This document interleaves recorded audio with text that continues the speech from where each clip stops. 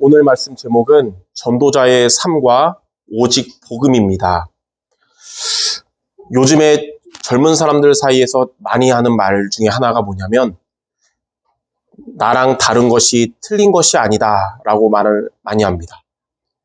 그러니까 나랑 너랑 다르다고 해서 나만 맞고 넌 틀리다 이렇게 안 하고 나랑 달라도 틀린 것이 아닐 수 있다. 그러니까 다양성을 인정하는 세대거든요. 그래서 나랑 다르다고 틀렸다고 말하는 어른들을 보고 요즘 뭐라 그러냐면 꼰대라 그러거든요. 그러니까 다양성을 인정하는 시대라는 거예요.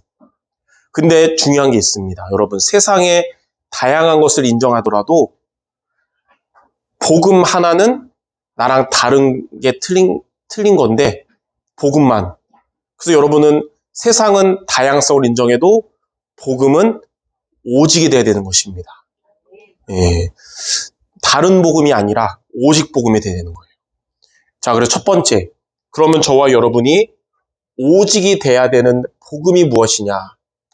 크게 세 가지로 말할 수 있습니다. 첫 번째는 예수님은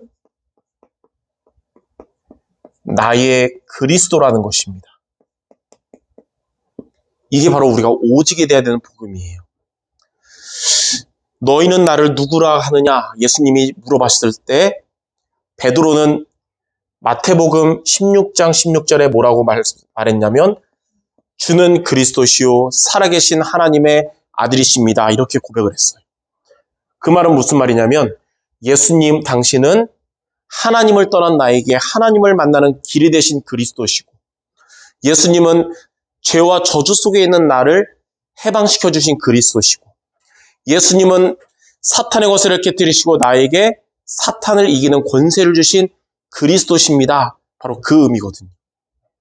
여러분이 이 비밀을 알고 예수님은 나의 그리스도라고 고백을 하면 하나님이 그 고백을 가장 기뻐하시고 영광을 받으십니다. 그리고 반대로 사탄은 여러분이 예수님은 그리스도라고 믿음의 고백을 할 때 두려워 떨며 결박되고 또 떠나가는 거예요. 그래서 이것은 우리가 오직 복음으로 붙잡아야 되는데 요한복음 19장 30절에 보니까 그리스도께서 십자가를 지시면서 마지막으로 하신 말씀이 다 이루었다 그랬어요.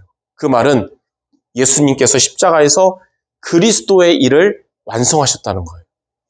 그래서 첫 번째로 예수님은 나의 그리스도라는 것 오직으로 붙잡는 여러분 되시겠습니다. 자, 두 번째로 오직으로 붙잡아야 될 복음이 뭐냐면 하나님은 나와 함께 하신다는 겁니다. 하나님은 여러분과 항상 위드로 임마누엘 원네스로 함께하고 계신다는 거예요. 성경에 보면 지난주에 나왔는데 시편 17편 8절에 보면 하나님께서 여러분을 눈동자같이 지켜주신다라고 그랬어요. 이게 무슨 말이냐면 눈동자같이 지켜주신다는 말은 뭐냐면 각 상대방에게 가까이 가서 그 사람의 눈을 쳐다보면 그 사람의 눈동자 속에 내 모습이 비치잖아요. 그걸 보고 눈동자같이 지켜준다는 거예요. 그러니까 하나님은 여러분을 아주 가까이에서 지켜준다는 것입니다. 사탄이 여러분을 속일 수 있지만 사탄보다 하나님이 더 가까운 곳에서 여러분을 지켜준다는 사실을 항상 기억해야 됩니다. 시편 23편 4절에는 내가 사망의 음침한 골짜기로 다닐지라도 해를 두려워하지 않을 것은 주께서 나와 함께 하심이라. 여러분이 사망의 음침한 골짜기 같은 정말 힘든 상황에 와도 하나님은 여러분과 가장 가깝게 함께하고 계시기 때문에 해를 당하지 않을 거예요. 어떻게 함께 하시냐면 주의 지팡이와 막대기로 나를 안위하신다 그랬어요. 이 지팡이로 어떻게 하시냐? 보통 우리가 지팡이 하면 구부러져 있잖아요. 보통 우리나라에서는 나이 많으신 분들이 짚고 가는데 이스라엘에서는 젊은 목동들이 지팡이를 갖고 다니거든요. 젊은 목동이 허리가 안 좋아서가 아니고요. 양들이 목자를 따라다니면 되는데 간혹 목자 안 따라다니고 제 길로 가다가 벼랑 끝에 걸려가지고 목이 걸려서 지금 힘들어하는 양이 있잖아요. 그 목자가 율법주의자가 아니라서 율법주의 같으면 너는 나를 안 따랐으니까 너는 죽어야 돼 그러지만 목자는 한 마리도 포기하지 않잖아요. 그래서 이 절벽에 갔는데 손이 안 닿지만 지팡이 꼬부라진 대로 목을 껴서 건져내는 거예요. 그래서 꼬부라진 겁니다.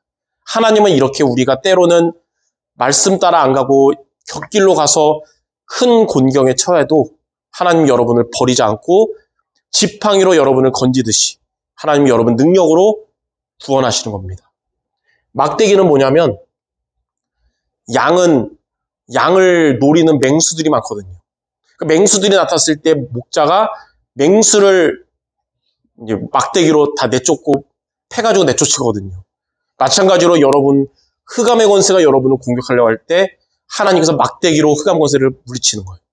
그래서 주의 지팡이와 막대기로 나를 안위하신단 말은 하나님이 여러분 가장 가까운 곳에서 여러분을 벼랑 끝에서도 구원하시고 흑암의 권세를 물리치신다는 것입니다. 이렇게 하나님이 나와 함께한다는 이 복음을 여러분들이 오직으로 붙잡으시기 바랍니다. 자, 세 번째로 오직으로 붙잡아야 될 복은 뭐냐면 여러분에게 가장 필요한 힘을 얻는 거예요. 우리는 세상의 사람들의 위로나 세상적인 힘이 필요한 것이 아니거든요. 복음 편지에 나온 것처럼 그러한 것들은 일시적인 행복이지 더 큰 불행과 허무함을 가져다 준다고 그랬어요. 여러분은 영적 존재이기 때문에 우리에게 가장 필요한 힘은 바로 성령 충만입니다. 바로 이게 바로 복음이에요. 사도행전 1장 8절에 보니까 오직 성령이 너에게 임하시면 너희가 권능을 받고 땅끝까지 증인되리라 했어요.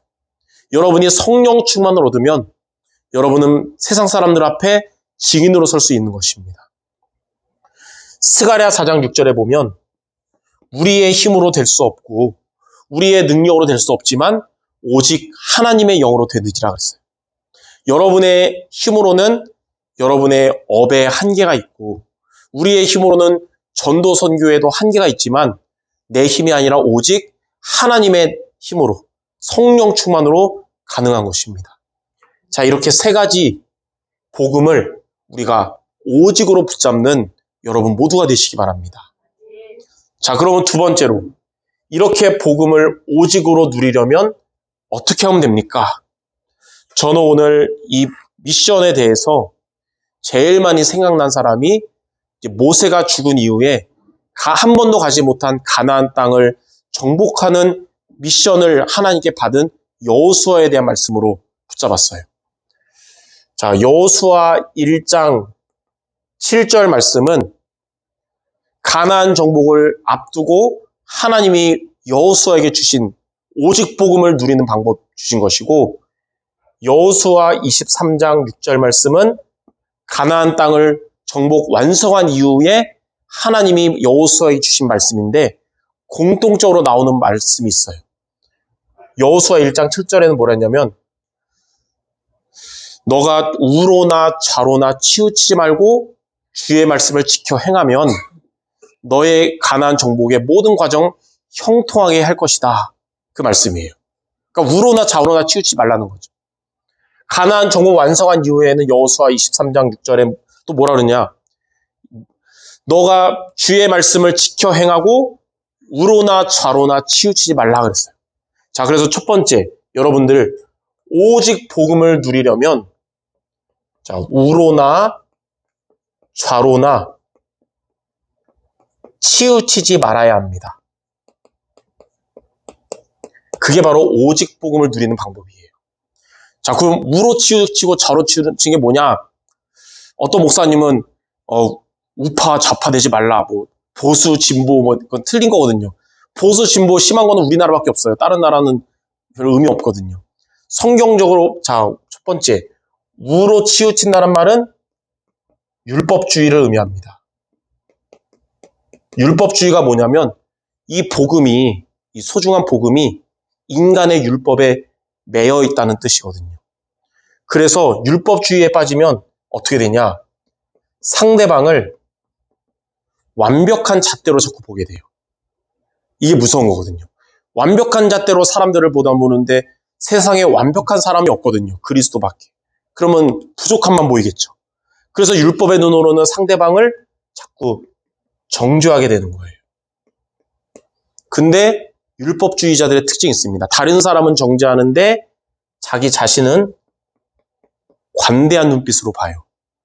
그러니까 자기 자신은 관대하고 다른 사람한테 정죄하고. 그래서 이런 사람들이 바로 이걸 위선이라고 하는 겁니다. 율법주의자들이 현장에서 가늠하다 잡힌 여인을 예수님 앞에 데려왔어요. 그 예수님께 이 사람을 돌로 쳐서 죽여야 됩니까? 그런 거예요. 근데 예수님이 뭐라 그랬냐면 말로 안 하시고 땅바닥에 모래에 글을 쓰셨는데 뭐라 했냐면 너희 중에 죄 없는 자가 먼저 돌로 쳐라 그랬어요. 근데 율법주의자들이 이렇게 상대방을 정죄하고 했지만 자기 자신은 생각해보니까 죄를 감추고 다른 사람 죄만 정죄한 거예요. 그러니까 마음에 찔리니까 그 글을 본 율법주의자들이 하나둘 다 도망가고 가늠한 자와 예수님만 남게 된 거거든요. 자, 이렇게 율법주의자들 향해서 예수님은 마태복음 7장 3절에 이렇게 말했습니다. 너희는 형제의 눈에 티를 보면서 너의 눈에는 들보를 뽑지 못하는구나 그랬어요. 그러니까 다른 사람의 눈에 이 작은 것을 보고 지적하면서 네 눈에 더 큰 문제는 보지 못하는구나. 율법주의자들의 특징입니다. 상대방은 완벽한 눈으로 정죄하는 데다 자기 자신은 관대형. 이게 원어적으로 뭐냐면 이 티는 이 톱밥이래요. 톱밥. 나무 쬐끄민 거 있잖아요. 들보는 통나무래요. 통나무. 그러니까 다른 사람 눈에 그 톱밥 지적하는데 자기 눈에 통나무가 있는 거예요. 자, 그래서 여러분들 율법주의에 빠지지 않기 바랍니다. 예. 자, 두 번째 반대로 좌로도 치우치지 말라고 했어요. 좌는 또 반대예요. 뭐냐면 방종주의입니다. 방종주의. 방종주의란 뜻이 뭐냐면 복음이 방종을 누린다라는 표현이에요. 다시 말해서 복음이니까 난 복음 있으니까 타락해도 괜찮아. 예, 복음 있는데 어때? 이게 바로 방종주의예요. 복음이 있으니까 신앙적으로 타락해도 괜찮다고 하는 것이고 복음이 있으니까 도덕적으로도 타락해도 된다고 하는 것이 바로 방종주의입니다. 신앙적인 타락, 최고 타락이 뭐냐면 저는 개인적으로 예배 실패라고 생각합니다. 그러니까 복음 있는데 뭐 예배 안 드려도 뭐 괜찮지 않냐? 하나님 자녀인데 어차피 천국 갈 건데 굳이 예배 드릴 필요 없지 않냐? 이게 신앙적인 타락을 말해요. 도덕적 타락은 뭐냐? 복음이 있는데 술 취하고 살면 뭐 어때? 복음 있는데 뭐 돈 문제, 뭐 여자 문제, 성 문제 괜찮지 않냐? 이걸 보고 방종주의라 그러는 거예요. 자, 이런 자를 향해 사도 바울은 고린도전서 5장 5절에 이런 자들은 사탄에게 내어줬다고 그러면서 뭐라 그러냐면 이렇게 방종에 빠지면 육신은 멸하고 영은 구원받게 된다 그랬어요. 예수님을 영접했기 때문에 하나님 자녀란 사실은 변하지 않기 때문에 천국은 가지만 삶은 완전히 무너진다는 거예요. 방종이. 솔로몬은 잠언에서 이런 자를 통 뭐라 하냐. 당장은 입안이 달콤하지만 후에는 그 입에 모래가 가득하게 된다고 표현했어요. 그래서 여러분들이 이걸 보면서 율법주의도 경계하고 반대로 방종주의도 경계하는 여러분 되어야겠습니다. 이 두 가지가 바로 우로나 좌로나 치우치지 않는 거예요. 자, 그럼 우리는 어떻게 하면 됩니까? 두 번째. 이 두 가지 말씀 나와 있어요. 우로나 좌우로나 치우치지 말고 주의 말씀을 지켜 행하면 너희가 갈 길이 형통하게 될 것이다 그랬어요. 여기 똑같이 말했어요. 가나안 정복 이후에도.